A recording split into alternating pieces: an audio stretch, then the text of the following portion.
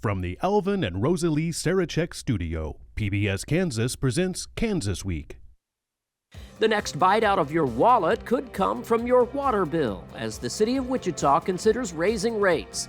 Also, Spirit Aerosystems announces furloughs for 700 workers. We'll discuss the cause and the impact on South Central Kansas.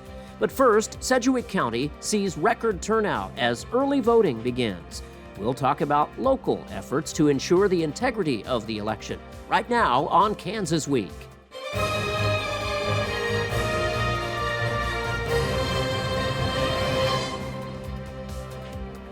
Hello and welcome to Kansas Week. I'm Jared Cerullo. Early voting began across Kansas this week, and Sedgwick County is seeing record turnout. Many thousands have already cast their ballots. Despite long lines and high numbers, the county election commissioner insists every voter will be properly vetted and each vote properly counted. Cake's Nick Nelson reports. I don't have to worry about voting now. I voted for who I wanted, and it's all over with.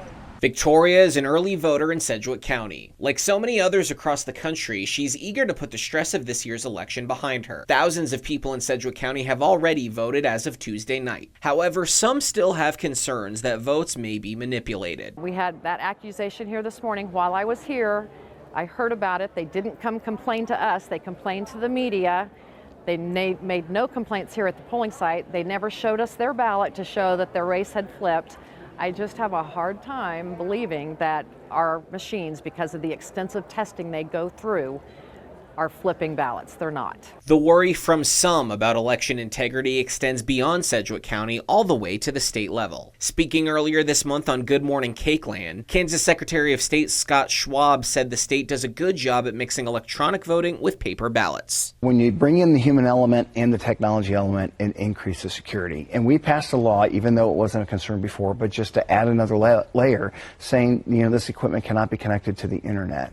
And so a calculator is more accurate than me writing it down on a piece of paper. Rainwater says the Sedgwick County Election Office has thorough procedures to make sure the vote count is accurate, including pre-election testing of the machines and a post-election audit. We go through an audit at the end of the election, a random audit where the Secretary of State's office is going to draw the races that we have to audit, and then we randomly draw the precincts for those races.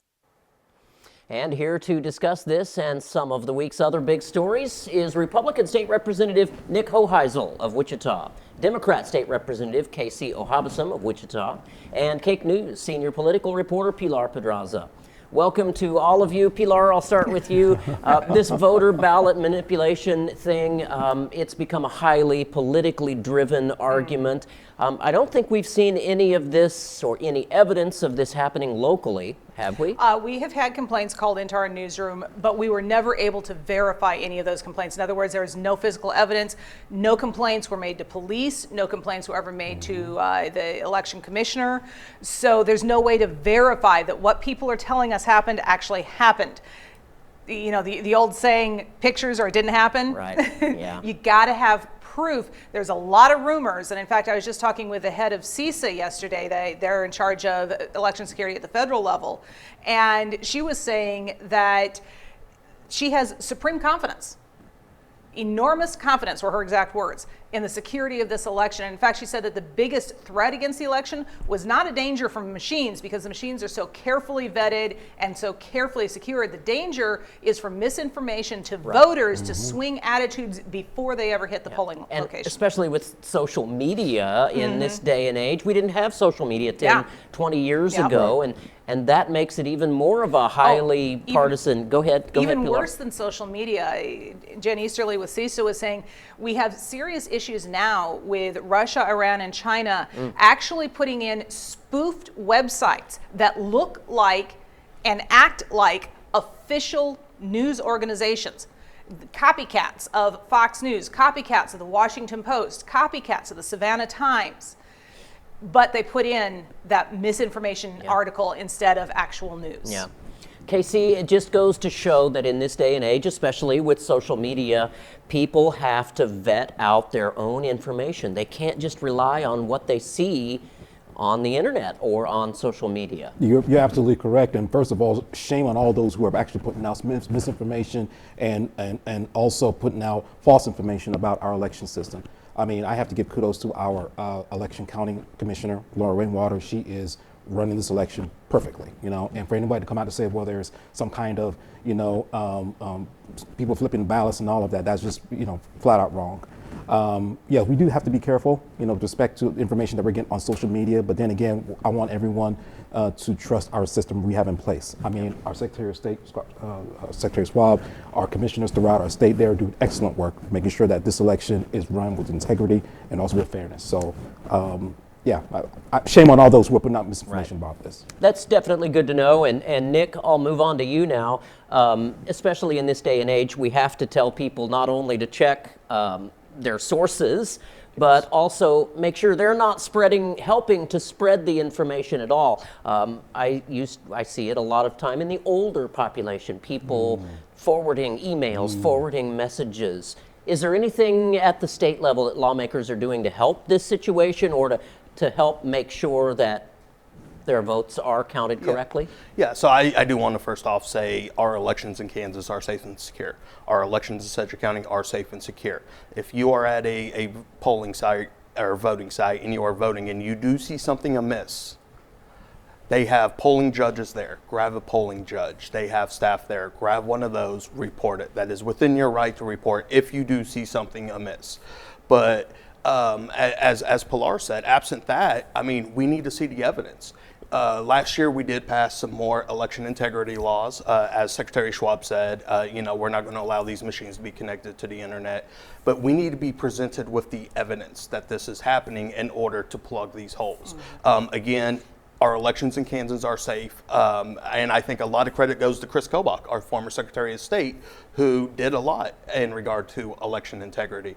And I don't think an election voting plan that was designed by Chris Kobach is one that he's going to allow nefarious things to happen within our elections. So again, our elections here in Sedgwick County, our elections statewide are safe and secure. But if you do see something, don't run to the media first. Run to one of the polling judges. Gather the evidence so we can take a look at it. Right. Go to the right a quick sources. note on that, it has to be right then and there. You can't walk away from the polling site and then come back and say, hey, listen, this happened earlier today. As soon as you see it, you have to immediately report it. Yeah. All right, we'll move on. Make sure you get out and vote. Early voting is underway. And we'll move on now. As machinists at Boeing in Seattle reject another contract offer and continue to strike, 700 employees at Wichita's Spirit Aerosystems will be furloughed. Those Spirit workers who build fuselages for Boeing's 767 and 777 airplanes have been told to stay home for 3 weeks without pay. KSN's Derek Lytle takes a look at the impact and where this could lead. Unfortunately, due to a significant inventory overstock on our 767 and 777 programs, we are moving forward with the furlough of approximately 700 Spirit teammates working on those programs. Spirit spokesperson Joe Bacino says this no vote means job losses could be coming. Should the strike continue beyond November 25th, financial pressures and a significant inventory buffer will force additional measures for us, more drastic furloughs certainly, and layoffs of our teammates. Bacino says Spirit is taking additional steps, cutting travel, air shows, and other money-saving measures across the board. You know, given the pressures here that I've kind of described, it's a decision that became inevitable. It's decisions Bacino says are hard, and those conversations are now happening with employees at every level. With our teammates and their families, obviously that's tough. It's a tough moment as we come into the holidays. Our leadership at all levels is talking to our shop floor workers. And Representative Hoheisel, I'll start with you. This is a tough economy. Fortunately, the aviation workers at Textron in Wichita are now going back to work. But we still have this serious problem with Boeing that's impacting Spirit here in Wichita. Is there anything being done at the state level to help get these workers some help or end this strike or what? Yeah, and I'm sure there's conversations happening with the governor's office, with Department of Commerce, and Lieutenant Governor Tolan. I am thankful. I do have Textron in my district in Southwest Wichita. I am thankful that they were able to agree on the deal. I believe they went back to work Wednesday. That's a great thing. I'm hopeful now that Boeing and the union can get back to the negotiating table as soon as possible, because this does have a trickle-down effect right here into Sedgwick County, right here in Wichita. We have 700 people that are going to be furloughed without pay. And I will say that if anybody's watching of those 700 people, if they need any help in navigating state services, please reach out to my office and we would love to help them out. We helped out some folks with the Textron layoffs. So if anybody out there does need help with Boeing to navigate the state resources on this, please reach out to my office. But hopefully we can get folks back to the negotiating table as soon as possible and get a deal struck. Yeah. And Casey, how does this affect the Wichita area? With Boeing is in Seattle. You know, a lot of people don't think Boeing has much of a presence, but they may not realize that Spirit is a major supplier of Boeing. Well, first of all, let me just say that this is one of the few issues that I actually concur on what everything First of all, Howes has said. Yes, there is a trickle-down effect here in our economy. I definitely, hope that they can get back to the unions can get back to the table and negotiate some kind of a deal for the workers. It's a trickle-down effect. Yes, we're going to see other businesses too. With some of these employees not going to work, with the furlough, but. Everything's done, possibly can to actually get these people back to work. I know we have temp agencies that are getting ready to actually absorb some of these people that may look for some kind of part-time work. Have the Workforce Alliance downtown as well. Yeah, so everything's being done, and of course we don't want it to actually hurt our local economy. So just like he said, if there's anything that my office can do as well, please reach out. Right. And Pilar, we saw, aviation workers aren't the only. Nurses have been talking about striking in several places across the country. Dock workers on the East Coast. From a media perspective, have we ever seen this kind of turmoil, or have you ever seen this kind of turmoil in the labor market? This is something new. I started in news in the 90s when unions were probably at their lowest ebb. And now they're kind of regaining some of the power that they had back in the 50s and 60s when they were at their strongest. And a lot of that can go back to two things. One, the fact that every generation since the baby boomers has been a little bit smaller, a little bit smaller, a little bit smaller, which means we are running out of workers, which the fewer workers you have, the more power they have. And the pandemic really brought that home to a lot of workers, and they realized, hey, listen, this is our moment to strike. And then you had inflation hit, and they got hit. Your line workers are the ones who get hit harder than anybody else because they're among your lower end wage earners. And it's like, we can't continue to live in what we're getting. And they're locked into that contract as inflation's hitting. So as soon as that contract comes up, they expect the wages to catch up to that inflation, which is by that time a pretty steep jump. Yeah, unfortunately, they're already way behind now with it, as much as inflation has jumped. And KC, also the dock workers out on the East Coast, I believe they were asking for as much as 60% pay raises, and they got it. So it's is it hard to imagine that maybe these aviation workers here in Wichita and Seattle and Washington, they see that the dock workers are successful and they think they can get it from their executives as well? Well, it's all about negotiations, about coming to the table and seeing what actually can be agreed to. Yes, I'm kudos to the dock workers getting 60%, but that's on the East Coast. What's actually available, here locally, with the company. So it's all about negotiations. Yes, all parties have to be at the table to see what actually works best for both sides. All right. Now, I would argue in general, you're talking more about less about what's available and more about how much ownership and management is willing to let go of. Right. Because while people have been making less and less money comparatively because of inflation, wages and remunerations for your upper end executives and your ownership, 300-400% increases. Yeah. Oh, yeah. So absolutely. it's not that the money isn't there; it's where is the money going. Yeah. Our next story, as all this is going on, a delegation from the city of Wichita and Sedgwick County traveled to Las Vegas this week, trying to recruit new aviation business to the air capital. KSN's Derek Lytle tells us all about it. We are the air capital of the world. One of the things that we're doing more here is trying to recruit new businesses to come, new industry to come to Wichita, big and small. We need it all for our economy. Wichita City Council member Becky Tuttle says she and Sedgwick County Commissioner Pete Meitzner had a productive dinner with a prospective industry about coming to Wichita.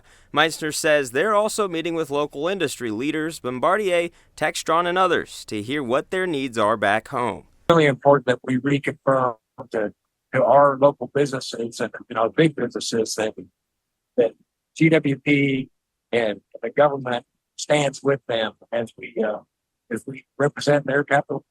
The VP for Aviation and Workforce Development at WSU Tech, Jim Hall, says he's attending to make business connections for students. Because we are the major workforce provider for the city, and it is good for prospective customers to understand that we can provide a good and solid workforce for their aviation needs.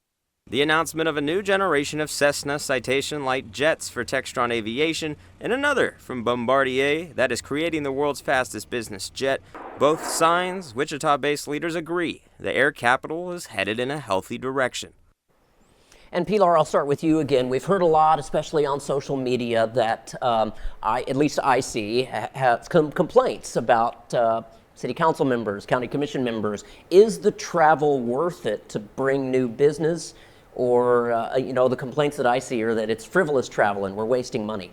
Do you see that? Well, the reason it is so easy to make those complaints is because it is so hard to quantify the results of trips like that. When you send somebody to an event like that, they may have to go to 3-4 events to talk to the same group of people before they can convince one of the group of people to come to Wichita. So how do you quantify the value of those trips? It's very, very difficult. The numbers aren't readily available. Mm-hmm. And so, it's very easy to make that complaint. That being said, this is what city councils have done since time immemorial. It's kind of one of the main purposes they exist is to work to attract business, to attract jobs to the town and keep it economically prosperous. And on the other hand, Nick, we saw Mayor Lily Wu travel to Switzerland earlier this year.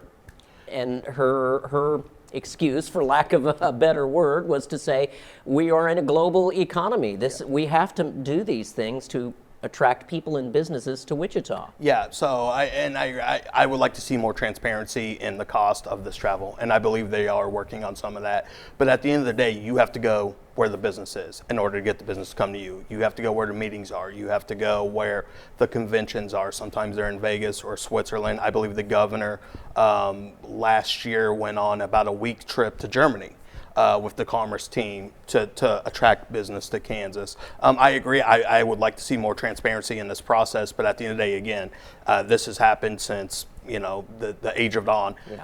And you have to go where the meetings are to bring the business to Wichita. Yeah, KC, these trips aren't new. This is city councils and school boards and county commissions have been doing these things for a long time. That is correct, and I agree. Definitely, we have to go where the business is at, whether it's on the federal level, state level, or local level. We have to go in to recruit. Definitely, we want jobs here in our city, in our county, in our state, and you can't do it through Zoom. You can't do it through Zoom meetings. No, you have to go out, meet the people. You got to find out, if the company that you're going at if it's a good fit for our economy. And definitely, I totally agree with Nick. That definitely, I like to see more transparency. But then again, we have to go where the business is at to get these people into our place. I like to point out just one quick thing. The city of Wichita has benefited in the past from hosting some of these events too. Sure. And our economy has benefited. I believe a couple years ago we hosted the Council of State Governments convention down here in Wichita and had state governments from all over the country here in Wichita. So we've benefited from this too. Our economy, maybe not so much these days, but we've benefited from these type of things before as well. Agreed. The Paris Air Show, this council members, at least one or two go to the Paris Air Show every year too. So, as a new $500 million water treatment plant is about to begin operating, Wichita water customers may face bigger bills. This week, Public Works Director Gary Jansen told the City Council that a rate increase of more than 6% is needed to cover rising costs and operation of the new facility. The lowest volume users would see their bills spike by about $3.21 a month. The council expected to vote on the increase in December. And I'll start with you, KC. We're talking about rising rates. It's really hard to justify to local residents when we're seeing such inflationary pressures that their electric rates continue to go up, now their water rates. How can we help control this, what seems like out of control rate increases? Well, one way to control basically is to have a dialogue with the community. Of course, everyone's proposing rate increases, but our wages going up for residents in the community. Our wages going up, that actually can meet all these increases. One thing that I will point out with respect to this new water increase, I am not too happy with respect to this new water plant coming on. You have the city of Wichita is not prepared with respect to the workers that need to work at the facility. We know they have this thing coming down the pipeline, and yet we're still looking for workers per se. I think that a better job needs to be done in terms of communication, collaboration, with stakeholders, which is the residents, in terms of if there's any rate increase with respect to any water bill. But I've heard some constituents saying that, hey, look, they're right now pushed to the wall with respect to increases, and another increase is not going to help. So dialogue would be helpful. Nick, it's kind of a triple punch, with inflationary, the COVID pandemic hit, and what else? It's hard. What can people do? Folks can't catch a break right now. Right, and plus with the water plant as well, we're finding out that it's $20 million over budget. Casey mentioned we can't find workers. I think the biggest thing, if I've read the report right, is we were sold that this was going to save us money in the long run because we wouldn't need as much staff. Come to find out, we actually need more staff now than we did with the previous one. I still think getting a new water treatment plant is a good thing. In the long term, this will be a really great thing for our community, but I don't think it is what it was sold to us at the beginning. And I don't want to say people were misled. I don't want to go down that path, but this isn't what was sold to us, and it's quite disappointing. But the folks, they can't catch a break right now, and I think this is imperative on why we need to look at cost savings on the state level and how we can reduce tax burdens on folks from the state level. So, Pilar, anything to add? Well, I would say you're talking about is not what we were sold at the beginning. Anybody who's watched local government for more than 5 years knows that whatever is presented originally is not what you're going to end up. Anybody remember the water walk? Oh, God. When it was first brought up, Yes. we know it's going to go through iterations, whether it's through malfeasance or just because that's how life happens. It's always going to change. And when it comes to this water plant, it has been more expensive than we expected. Is it causing problems we weren't expecting? The drought, of course, is complicating the whole issue. It was supposed to be online by now. They can't bring it online because they can't do the testing because of the drought. Those are things that were unforeseen that are certainly increasing the cost, which is probably part of that price increase. But at the same time, we were one accident away from a major water catastrophe. It is basic health. It has to be done. Exactly. Yeah, and that's why I say, I'm absolutely in favor of this in the long run. But And our last story, as efforts are underway to correct a centuries-old problem, medical studies that don't include women, minorities, and the poor. Federal health officials were in Wichita this week to sign up participants in a new program aimed at righting this wrong. Pilar did the story for Cake. Beverly Clagg is already on her way to being one of the million the National Institutes of Health is hoping to sign up for a new 10-year research study called the All of Us Journey.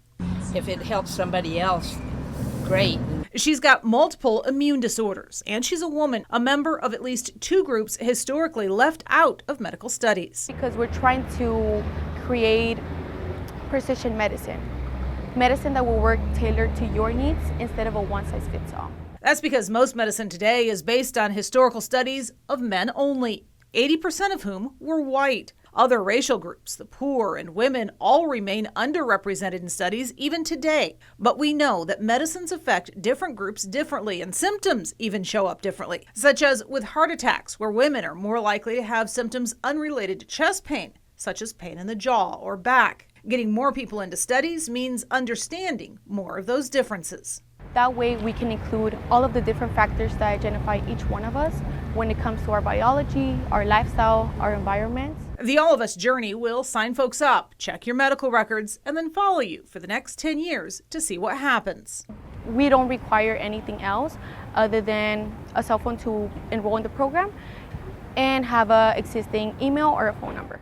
To participate, first you take that phone that you brought with you, and then they give you a QR code. You use that to get to their website, where you fill out some forms, fill out some consent forms, and then tell them whether or not you want to give a biological sample. Basically, a little spit. I mean, people like me can at least see it and hopefully come and find out what it's all about. Pilar, good story there. I mean, we've seen stories about disparities in pay and in the workforce, but this is, I never thought about disparities in the healthcare environment. Oh, and they are huge. They are huge. Take, for example, just women. Women were banned from medical studies until 1986. Oh, wow. They were not required to be included until 1993. And so the vast majority of medical studies that are out there on which women's health is predicated, is treated, women weren't included in the studies, so we don't really know. Women have higher rates of secondary problems with medications. They have different symptoms, as we saw there, for heart attacks and for other illnesses. And so you go in and the doctor doesn't recognize it because it's not the list of symptoms that they were trained on. Yeah, and so many times doctors, we've all been to doctors obviously, they go down on their list and they may not be completely educated, and hopefully this will allow them to have as much information as possible in their toolbox. Agreed. And I also want to say that, this actually addresses health inequities in our society. I mean, you're talking about century-old, correcting century-old problem. I mean, you have to go back, African Americans, Latinos, were excluded. And I'm glad that the federal government is coming in now to actually try to correct the error. But we need that correction in all sectors, not just the health sector, all sectors where the inequities actually exist. And in fact, doctors, even as recently as 10, 15 years ago, were still being trained that African Americans did not feel pain the same way that whites did. Yeah. And that was despite they were excluded from the studies, and yet, this is medical fact. Yeah. Right. Well, we don't know that because we haven't looked. Yeah. And it's pretty much not. Nick, with about 30 seconds left, anything to add? Well, I'm glad Casey and Pilar is here to give their input on this. I really appreciate their input. We're a diverse country. We're a diverse society. We need to make sure everybody is represented, kind of like we have a diverse panel here today. Everybody's voices, everybody needs to be represented if we're going to get to that point to where everybody is accounted for. So I'm glad to see, one of the rare instances, I'm glad to see a federal government here.